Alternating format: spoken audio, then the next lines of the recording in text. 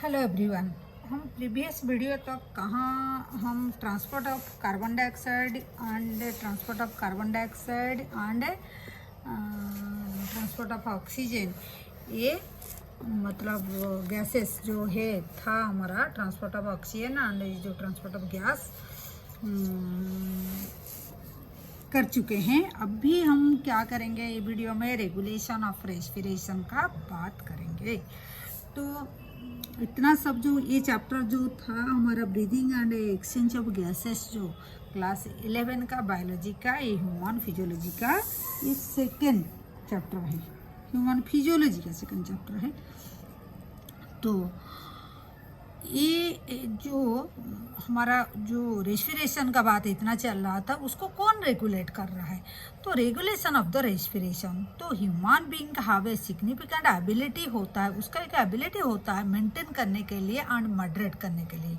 मतलब हमको रेस्पिरेशन को मेंटेन रखना है, उसको भी कम करना है, ज़्यादा करना है according to the demand of the body tissue.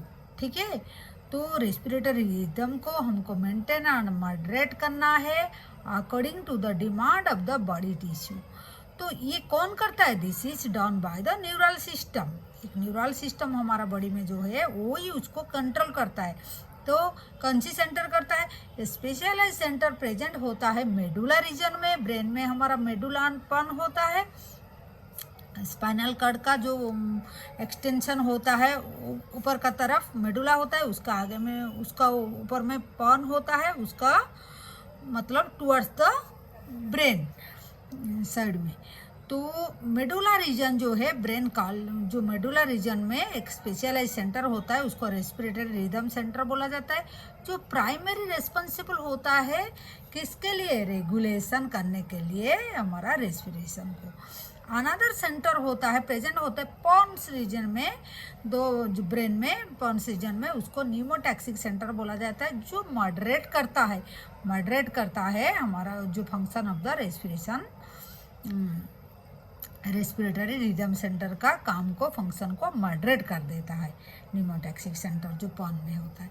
Neural signal होता है जो वो फ्रॉम सेंटर, ये सेंटर से कैन रिड्यूस, न्यूरल सिग्नल क्या करता है फ्रॉम दिस सेंटर के जो रिड्यूस कर देता है ड्यूरेशन ऑफ इंस्पिरेशन का रेट को, मतलब ड्यूरेशन को कम कर देता है, रेट नहीं ड्यूरेशन को।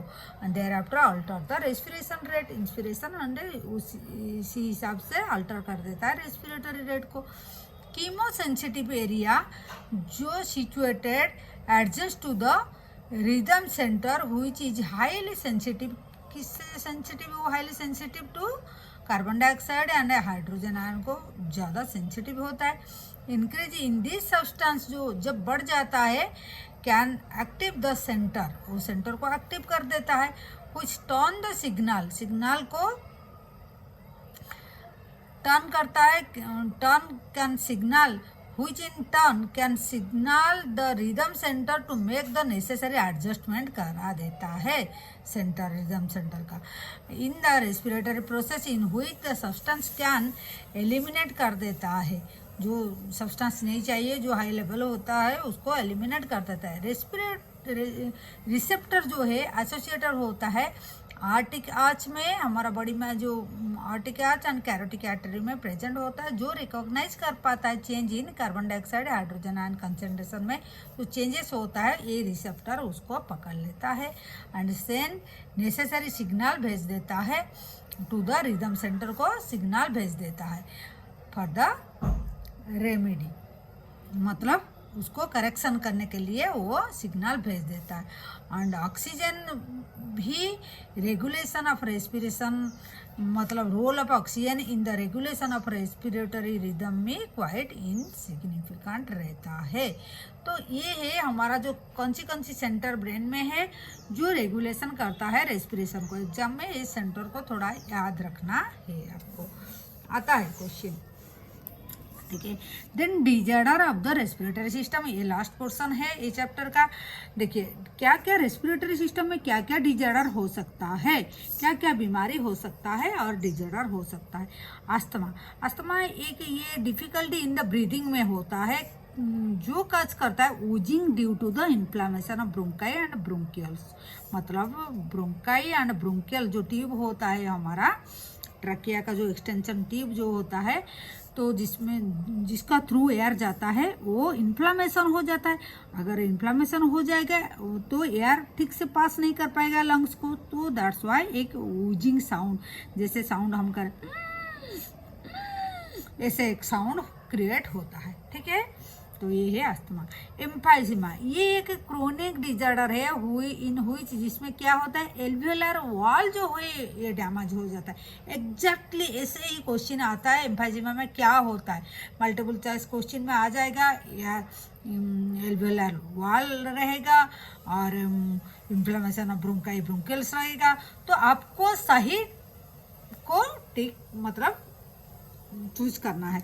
अल्वेओलर wall are damage due to the respiratory surface decrease, तो मतलब अल्वेओलर वॉल अगर डैमेज हो जाएगा तो रेस्पिरेटरी सरफेस धीरे धीरे करके लंग्स का जितना सरफेस एरिया था धीरे धीरे कम हो जाएगा, क्योंकि डैमेज वॉल तो कोई काम का नहीं रहेगा। तो ये क्यों होता है, one of the major cause of cigarette smoking, तो मेन कॉज है सिगरेट स्मोकिंग। ये एग्जाम में इसे डायरेक्ट क्वेश्चन आएगा। ठीक है, देखिए ह्यूमन फिजियोलॉजी का तो काफ़ी क्वेश्चन आता है, तो आप लोग को ये ध्यान में रखना है। जैसे ही लाइन बाय लाइन आपको याद रखेंगे ऐसे ही क्वेश्चन आप फटाफट एग्जाम में कर पाएंगे।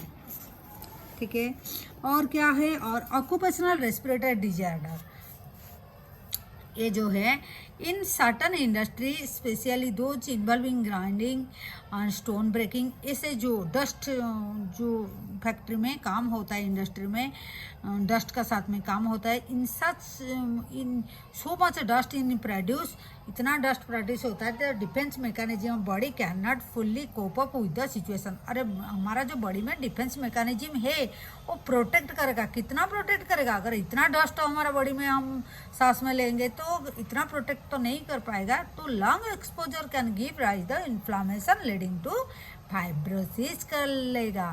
फाइब्रोसिस मतलब proliferation of the fibrous tissue, मतलब अबनॉर्मली ग्रोथ करेगा। ठीक है, and this cause the serious lung damage कर देगा। तो वर्कर इन सच इंडस्ट्री में क्या करते हैं, वो यार प्रोटेक्टिव मास्क पहनना चाहिए। ठीक है, अभी आजकल जैसे हम मतलब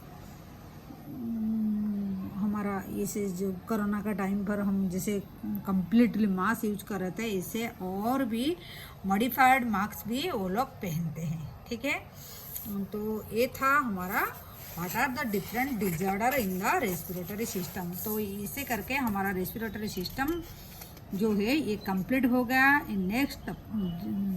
नेक्स्ट वीडियो में कुछ नया चैप्टर शुरू करेंगे। तो do subscribe our channel and like share the video and please comment the video, मतलब कैसे आपको लगता है। तो इसे करके हम आगे और नया नया आपका मोटिवेशन से हम आगे नया नया वीडियो भी डालेंगे। Thank you for watching.